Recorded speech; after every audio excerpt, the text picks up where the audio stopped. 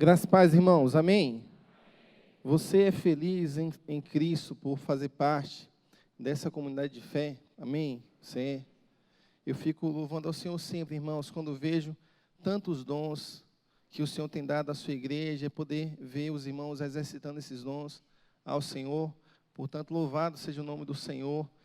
E graças ao Senhor, porque nós podemos hoje, nessa manhã, estarmos aqui cultuando o seu nome. Eu quero pedir você a abrir a sua Bíblia em Lucas, no capítulo 24. Abra, por favor, sua Bíblia, Evangelho de Lucas, capítulo 24. Nós vamos ler a partir do verso 12. Se você tem alguém que está ao seu lado aí, um visitante, um amigo, amiga querida, que não está com a palavra, ofereça a essa pessoa, compartilhe da palavra de Deus com ela. Evangelho de Lucas, capítulo 24, verso 12 a seguir. Como os irmãos sabem, durante esse mês, irmãos, nós temos ouvido, pensado sobre ser cheios do Espírito Santo do Senhor. E nessa manhã nós vamos olhar para esse texto bíblico, irmãos, pensando numa igreja que é cheia do Espírito Santo. Uma igreja que é cheia do Espírito Santo tem qual característica? Como é que ela age? Como é que ela pensa? Como é que as pessoas veem essa igreja cheia do Espírito Santo? Portanto, eu vou ler com você Lucas 24, verso 12. Os irmãos encontraram? Amém? Vamos ler. Porém, Pedro, levantando-se, correu ao sepulcro e, abaixando-se, viu só os lençóis ali postos. E retirou-se, admirando consigo aquele caso. E eis que no mesmo dia iam dois deles para uma aldeia que distava de Jerusalém 60 estádios, cujo nome era Emaús. E iam falando entre si de tudo aquilo que havia sucedido. E aconteceu que, indo eles falando entre si e fazendo perguntas um ao outro, o mesmo Jesus se aproximou e ia com eles. Mas os olhos deles estavam como que fechados, para que o não conhecessem. E ele lhes disse: que palavras são essas que, caminhando, trocais entre vós? E por que estáis tristes? E respondendo um, cujo nome era Cleopas, disse-lhe: és tu só peregrino em Jerusalém, e não sabes as coisas que nela têm sucedido nesses dias? E ele lhes perguntou: quais? E eles lhe disseram: as que dizem respeito a Jesus Nazareno, que foi homem profeta, poderoso em obras e palavras, diante de Deus e de todo o povo. Vamos orar, irmãos? Senhor, nós queremos te agradecer mais uma vez, Senhor, por essa manhã. Muito obrigado, Senhor, porque nós podemos aqui, como tua igreja, adorar o teu nome, Senhor. Sentir e saber da tua presença em nós. E diante da tua palavra, pedir para que o Senhor estenda da tua misericórdia aos nossos corações. Que a tua palavra, tão viva e eficaz, derrame da tua mensagem à nossa vida nessa manhã, Senhor. Nos ensina a sermos uma igreja cheia do teu Espírito Santo. Uma igreja dirigida pelo teu Espírito. Em nome do Senhor Jesus. Amém. Como os irmãos sabem, esse texto que nós lemos, irmãos, ele acontece após a crucificação de Cristo e após a ressurreição de Cristo. Você certamente já parou para pensar como é que a igreja age quando Jesus morre na cruz. Um sentimento de, diria eu, angústia, dúvida, insegurança, paira pela mente da igreja. Porque aqueles discípulos, como os irmãos já ouviram tantas vezes aqui, eles não imaginavam o que viria à frente. Aliás, eles não entendiam muitas coisas que Cristo havia comentado com eles. Eles não sabiam interpretar muitas mensagens que Cristo tinha passado aos seus corações. Então, aquele que estabeleceria um reino, que para muitos seria um reino visto, um reino humano, havia morrido. aquele que era a esperança de ressuscitar mortos, de curar, de liberar perdão de pecado, de ter uma mensagem poderosa e confrontadora para os grandes religiosos, esse homem havia morrido numa cruz. E como nós sabemos, a igreja está agora enclausulada. A igreja está recuada, pensando em tudo isso. O texto que nós lemos então, em Lucas 24, diz que esses dois homens estavam indo para Emaús, uma cidade distante de Jerusalém, e no meio do caminho, esses homens conversavam sobre tudo o que havia acontecido durante esses dias. Jesus Cristo aparece ressurreto, se aproxima deles no caminho, e começa a escutar a conversa desses dois homens. No meio dessa conversa, Cristo se aproxima e diz: sobre o que vocês estão falando? Esse Cleopas diz a Cristo: você é estrangeira, você é gringo? Você não sabe o que está acontecendo em Jerusalém, não? Você não está antenado com tudo o que tem acontecido, que mudou a cabeça dessa cidade, e as pessoas todas estão falando de Cristo. Você não sabe quem é Cristo? Jesus o Nazareno. E ele dá uma definição, irmãos, para Jesus o Nazareno.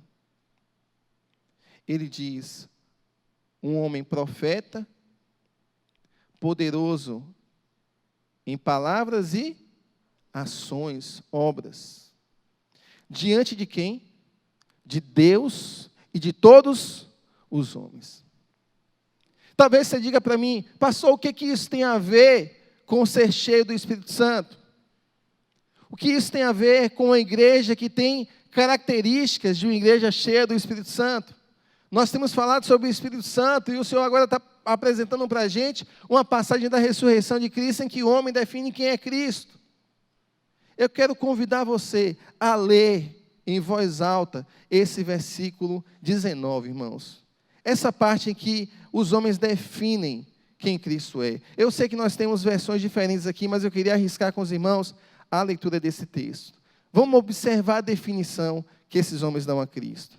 E ele lhes perguntou quais, e eles lhe disseram: as que dizem respeito a Jesus Nazareno, que foi homem profeta, diante de Deus. Amém. Agora, você já pensou um pouco de quanto carregada essa declaração é?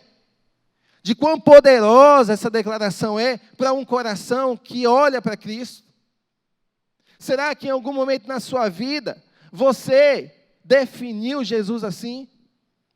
Um homem que tem uma palavra firme, denuncia, como o profeta denuncia, mas um homem que é poderoso, não só nas palavras, um homem que é poderoso também nas obras. E olha só, irmãos, ele não é um homem só poderoso nas palavras e nas obras, diante de Deus. Ele é poderoso assim também diante dos homens.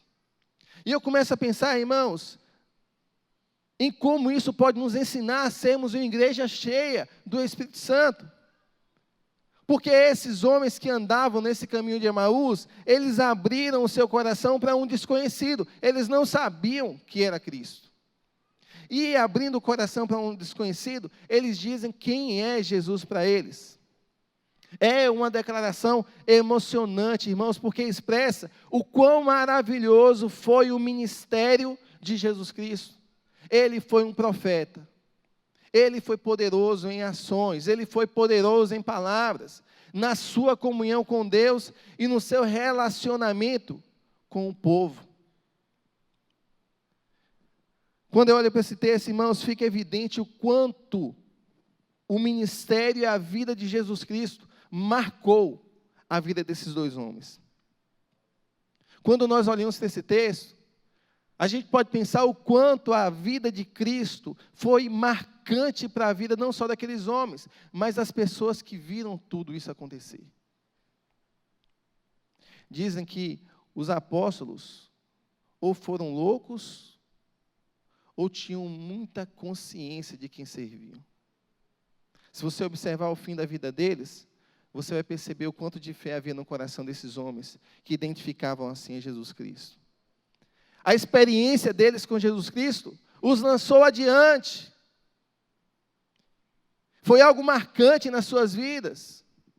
E esse mesmo evangelho que esses homens viveram, homens e mulheres viveram, é o mesmo evangelho que nós vivemos e que, portanto, deve marcar da mesma forma, irmãos, os nossos corações e as nossas vidas.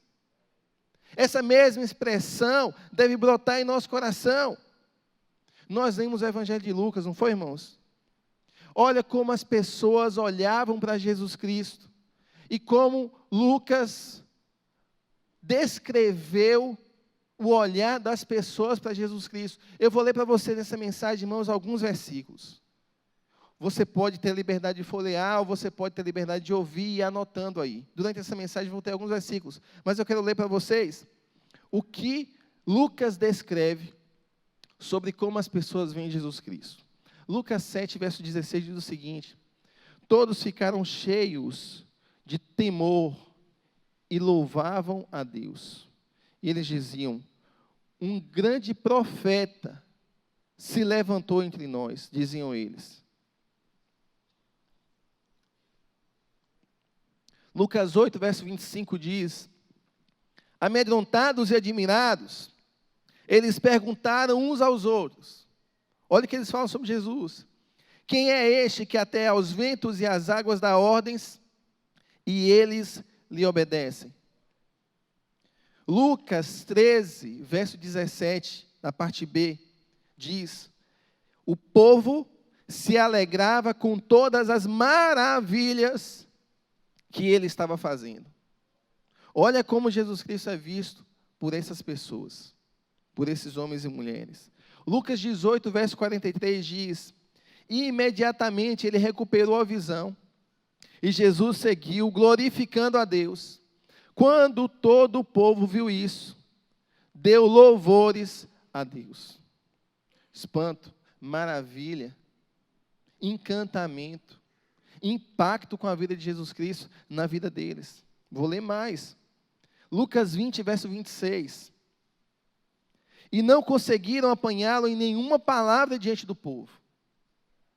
Admirados com a sua resposta, ficaram em silêncio. Lucas 21, 38. Todo o povo ia de manhã cedo ouvi-lo no templo. E por fim, irmãos, Lucas 23, verso 47. O centurião, vendo o que havia acontecido, louvou a Deus, dizendo: certamente esse homem era justo. Já parou para pensar como Cristo impacta, sem nada igual, a vida das pessoas que estão à sua volta? E como essa mensagem foi tão poderosa, irmãos, que chegou até nós hoje. Quantos anos após, essa mensagem continua tendo o mesmo poder sobre o nosso coração? Eu disse isso tudo aqui, irmãos, para mostrar aos irmãos onde é que nós somos conduzidos pelo Senhor, quando a gente lê esse texto. Porque esse texto está falando como as pessoas viam Jesus Cristo. Só que Cristo, e nós sabemos disso, nos deixa o seu exemplo de vida. Cristo nos deixa os seus passos para que nós possamos seguir. O apóstolo Paulo dizia: sede meus imitadores como eu sou de Cristo. E João 14, verso 23, o próprio Senhor diz: se alguém me ama, guardará a minha palavra. Meu Pai o amará, nós viremos a Ele e faremos nele morada. Onde é que a gente chega, irmãos? A gente chega no ponto que, se nós queremos ser uma igreja cheia do Espírito Santo de Deus, esse texto tem que fazer todo sentido para a nossa vida. Porque se nós somos aqueles que imitamos a Cristo, somos aqueles discípulos de Cristo que damos continuidade a essa mensagem, e essa mensagem é viva e eficaz e poderosa em nosso coração, nós precisamos ter o desejo de sermos vistos pelos homens, como esses dois homens enxergaram Jesus Cristo. Então, irmãos, se há um modelo de vida de uma igreja cheia do Espírito Santo, se há uma forma de agir que uma igreja cheia do Espírito Santo imita, se há um padrão de ser dessa igreja que é preenchida pelo Espírito Santo a partir de uma vida plena de cada membro dessa igreja, se há um modelo de vida, irmãos, se há uma forma de agir, um padrão de pensar da vida dos membros dessa igreja, é o padrão de Jesus Cristo. Jesus Cristo é o modelo de vida de todo crente, algo básico que nós ouvimos tantas vezes, irmãos. Mas se esse texto não fizer sentido para a nossa vida, significa que nós não estamos sendo para as pessoas o que Cristo foi para elas. Ou seja, onde você quer chegar, pastor? Eu quero chegar e dizer para você que se essa igreja é uma igreja cheia do Espírito Santo, as pessoas precisam olhar para essa igreja e dizer, essa igreja é a igreja que tem uma voz profética. Profética no sentido de denunciar o pecado, essa igreja é assim. Essa igreja cheia do Espírito Santo é uma igreja, irmãos, que é poderosa em palavras. É uma igreja que anuncia as boas novas do Evangelho. É uma igreja que anuncia o verdadeiro Evangelho. Mas mais, irmãos, ela não é só poderosa em palavras. Ela é a igreja cheia do Espírito Santo de Deus. É uma igreja poderosa em ações. Ela não vive do discurso. Ela vive na prática. Ela põe a mão na massa. Ela põe a mão no arado. Ela é uma igreja envolvida, dedicada, comprometida com vidas. E olha, não é só uma igreja poderosa em palavras e ações, ela é também uma igreja poderosa em palavras e ações diante de Deus, na sua comunhão, no seu relacionamento, na vida de intimidade de cada crente dessa igreja com o Senhor Jesus Cristo, com Deus Pai, com Deus Espírito Santo, mas não só diante de Deus, não só enclausulada, não só fechada na sua caixa, não só na sua caixinha de fósforo, não. É uma igreja poderosa assim também, diante dos homens. O povo vê essa igreja e identifica nessa igreja esse poder do Espírito Santo nela. Precisamos olhar, irmãos, para esse texto bíblico. E se somos imitadores de Cristo, precisamos desejar sermos vistos como Cristo foi visto. Que igreja é essa? Essa igreja é o corpo, mas que é mais do que instituição. Ela sabe que é um organismo vivo. Essa igreja sabe que é composta de pessoas, de famílias. Essas pessoas têm sentimentos, têm vidas, têm vitórias e derrotas na vida, têm lutas, têm acertos e erros. Mas essa igreja caminha olhando para a palavra do Senhor. E sobre a palavra do Senhor vai erguendo os seus relacionamentos, vai matando a carne, vai matando o eu, vai diminuindo para que Cristo cresça e vai vivendo unida. Uma igreja unida consegue caminhar para essa forma de percepção do outro. Uma igreja que celebra com vida. Uma igreja que é alegre em servir ao Senhor. Uma igreja que não se apega aos detalhes das diferenças que temos e das críticas vãs. Uma igreja que se aprimora no amor. É preciso, portanto, irmãos, avaliar muito bem o tempo em que nós vivemos. Porque quando nós pensamos nisso, nós percebemos o quanto o mundo está carente de uma igreja assim. Eu falo das igrejas locais. Igrejas preenchidas do Espírito Santo do Senhor. Quando nós olhamos a carência que temos de líderes com integridade, com caráter. Quando nós olhamos os caminhos que algumas pessoas têm tomado a respeito do Evangelho, nós percebemos o quanto o mundo espera um povo íntegro e um povo embasado biblicamente. Percebe, irmãos, o quanto a sociedade espera um povo de referência dentro dela mesma. Um povo que no meio dessa mesma sociedade apareça e diga, nós temos uma mensagem diferente. E a mensagem que essa igreja tem é a mensagem de esperança para o mundo, não há outra. Esse é o papel da igreja, que é poderosa em palavras e ações diante de Deus e de todo o povo.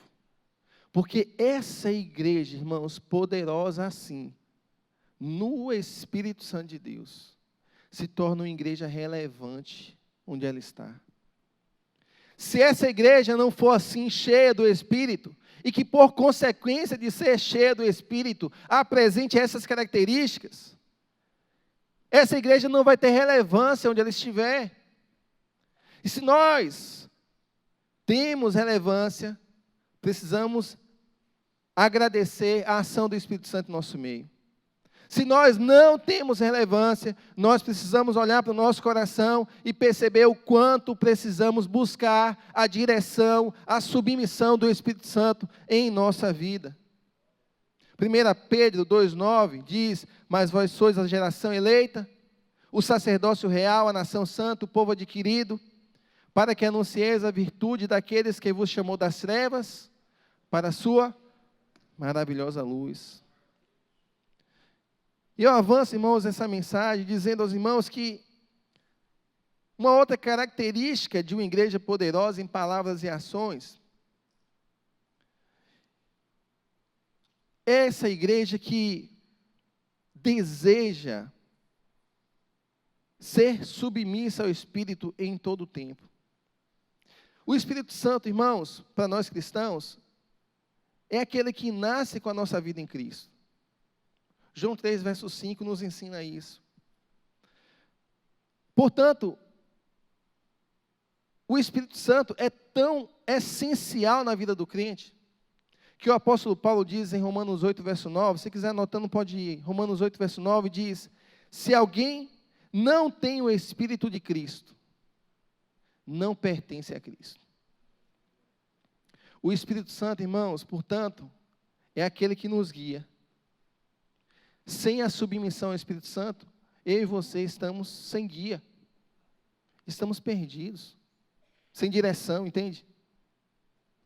Ser cheio do Espírito Santo implica em ser guiado por Ele.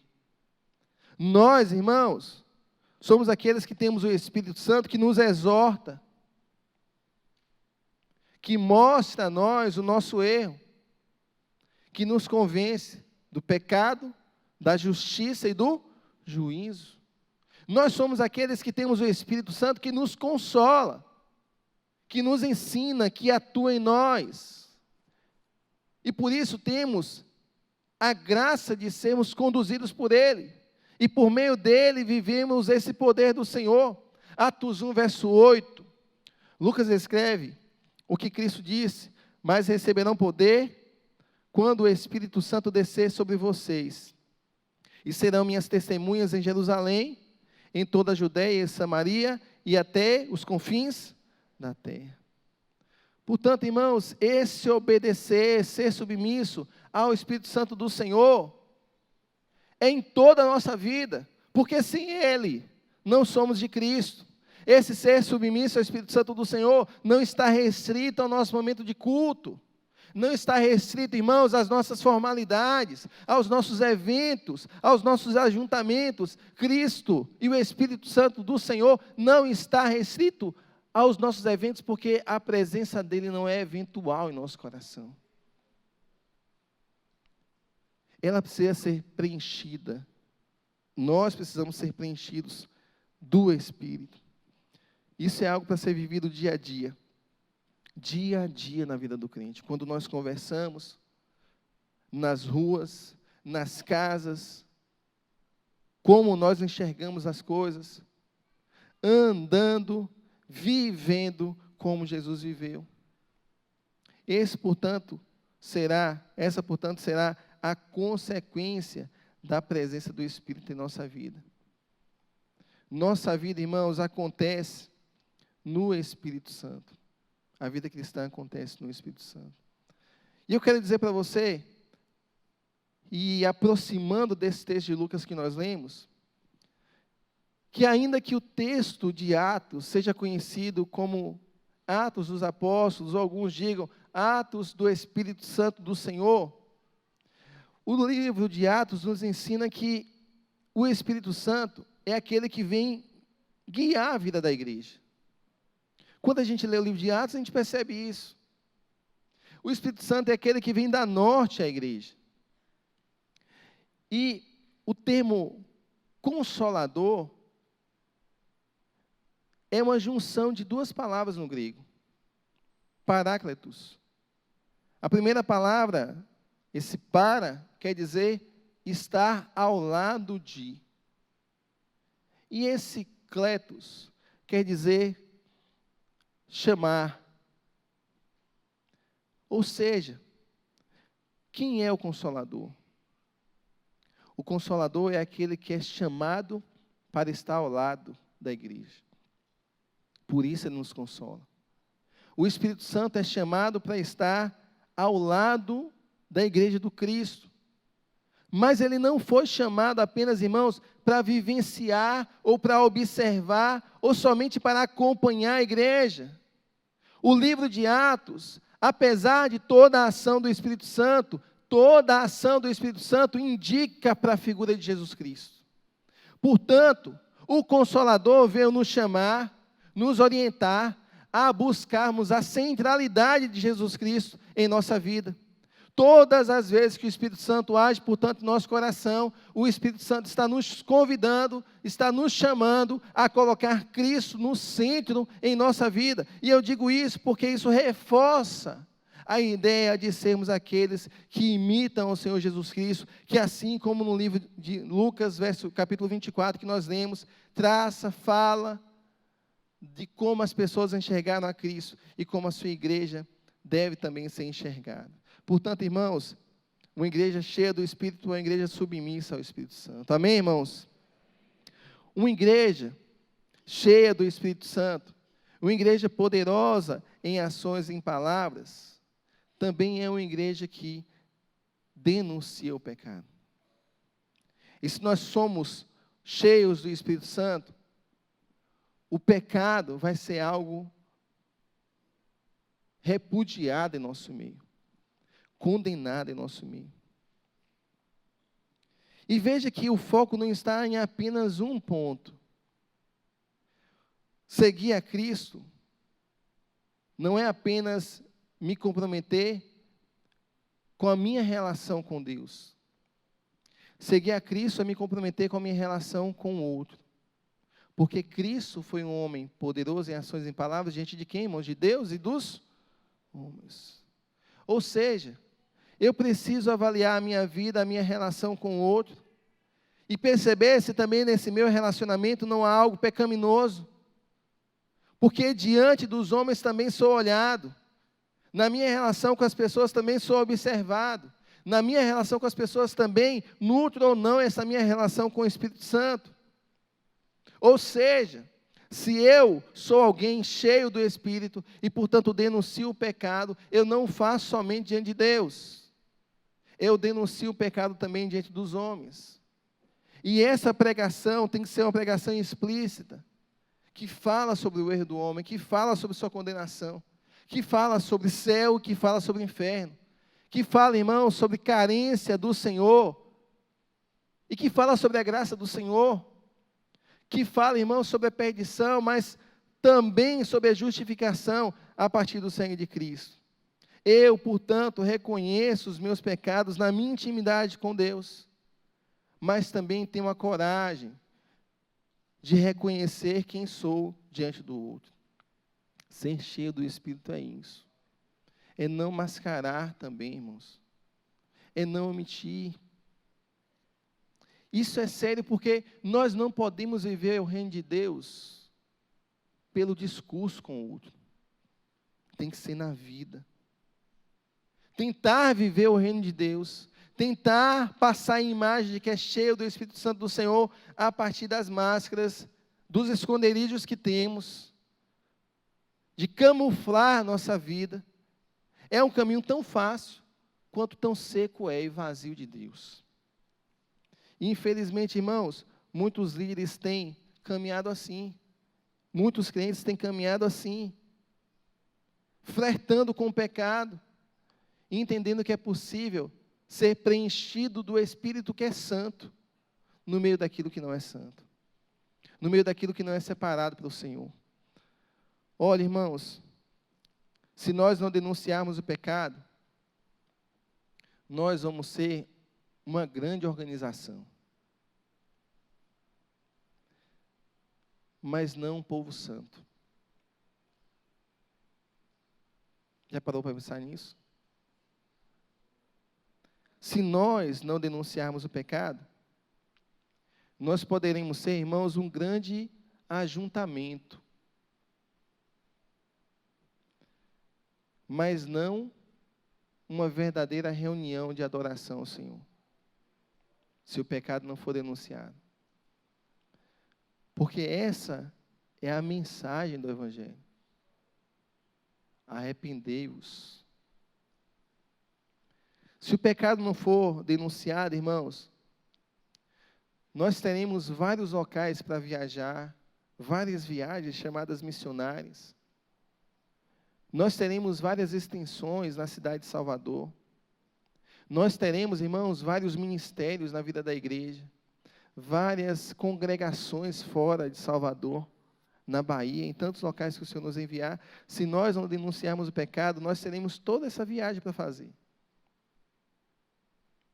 Mas nenhuma dessas missões serão marcas profundas do reino de Deus na vida das pessoas. Nenhuma dessas viagens deixarão marcos onde iriam, aqui passou um povo de Deus. Aqui passou um povo com uma missão diferente, nos rostos a gente via. No coração a gente sentia que era um povo santo, separado. Se o pecado não for denunciado, irmãos, se nós não tivermos a coragem de denunciar o pecado em nós, e falarmos do pecado e pregarmos sobre o pecado que nos afasta do Senhor, que nos afasta da santidade do Senhor, nós teremos uma placa, nós teremos CNPJ de igreja, mas jamais teremos uma igreja cheia do Espírito Santo de Deus. Por isso o pecado tem que ser denunciado. Jesus Cristo foi visto pelas pessoas como alguém poderoso em ações e em palavras. Ele pregava e vivia. Portanto, irmãos, eu deixo o texto de Hebreus 12, verso 1, que diz que nós devemos deixar todo o embaraço e o pecado que de tão perto nos rodeia, correndo com paciência a carreira, a caminhada, o caminho, a missão que nos está proposta. Amém, irmãos? E caminho para o final, irmãos, dizendo que uma igreja poderosa em ações e em palavras é uma igreja cheia do Espírito Santo de Deus, quando ela serve ao próximo. Nós somos, irmãos, tentados a viver, como eu já falei aqui, o poder da palavra, o poder do discurso. E eu não quero que você olhe para a igreja e faça um contraponto e diga, não, pastor, mas a igreja faz tanta coisa. Glórias ao Senhor e só ao Senhor pelo que ela faz.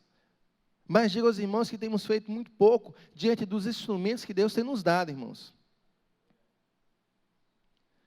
Porque nós sabemos da quantidade de pessoas que têm chegado a essa igreja.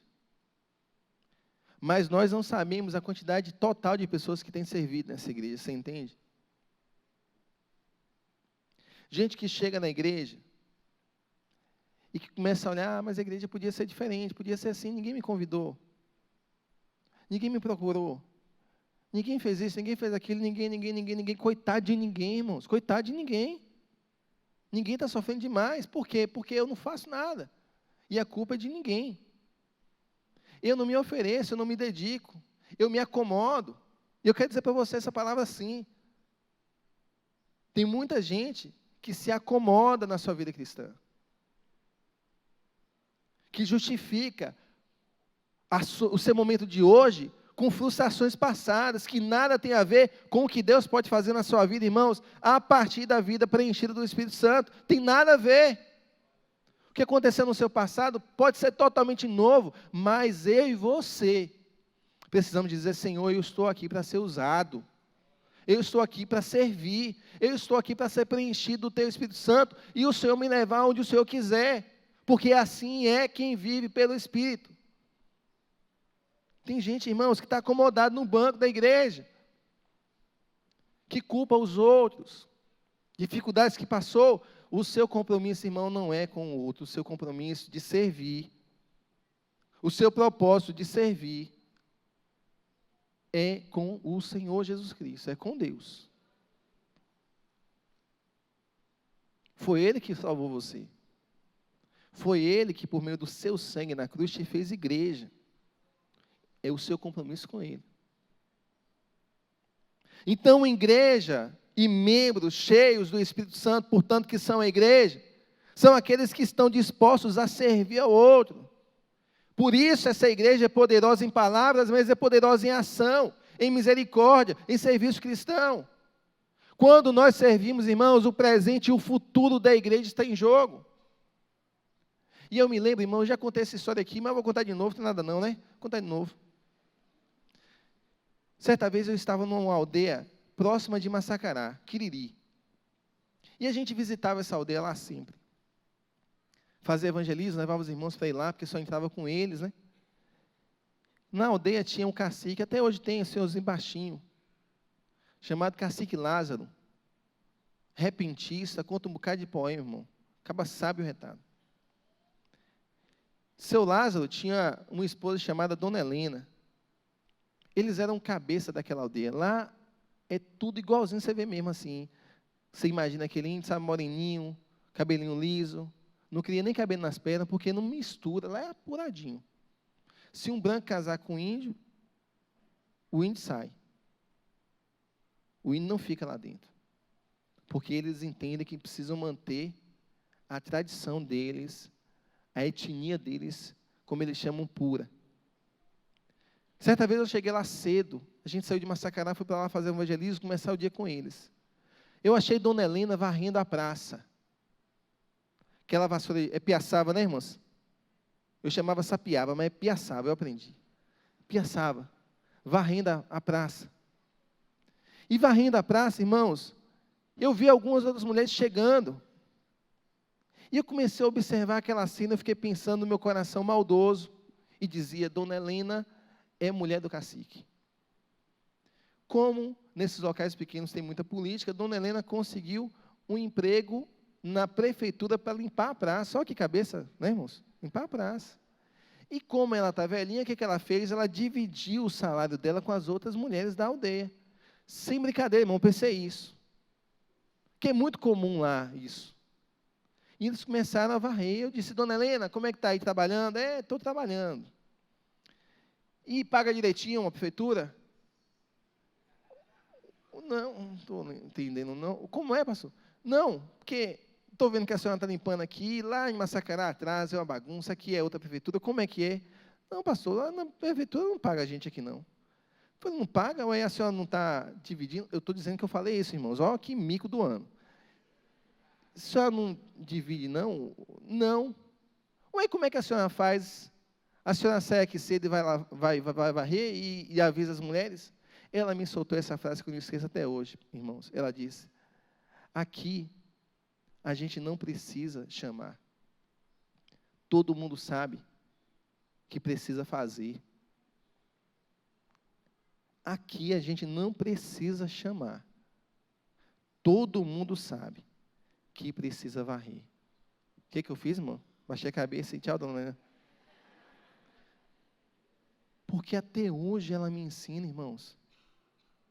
Quando a gente vê uma igreja que não serve, que fica procurando razões para não servir, discussões e críticas, e um coração amargurado, amarrado, isso não é evangelho do Senhor, irmão, isso é seu evangelho. Do Senhor não é. É o seu reino, do Senhor não é. O reino do Senhor é serviço, é dedicação, é amor, porque nós servimos aos outros, mas servimos para a glória do Senhor. Nós precisamos aprender com Dona Helena. Não precisa chamar não, irmão, a gente sabe que precisa fazer. A gente sabe que o reino precisa. que falta obreiro, que falta gente que evangelize, que falta gente que discipule, que falta gente que sirva. Quantas vezes nós ouvimos aqui, irmãos? E Deus tem trazido gente, né, pastor Lucas? Deus tem trazido gente.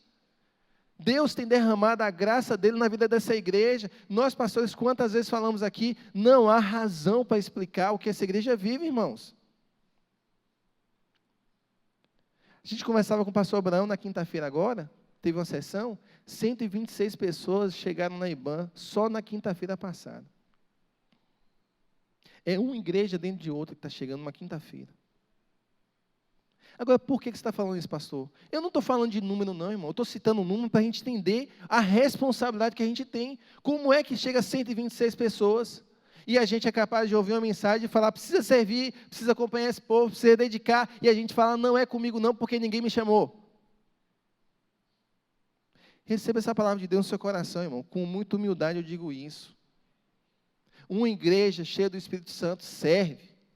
Uma vida cheia do Espírito Santo serve. E por fim, irmãos, chego aqui ao fim dessa reflexão e digo aos irmãos que uma igreja preenchida do Espírito Santo de Deus é uma igreja que celebra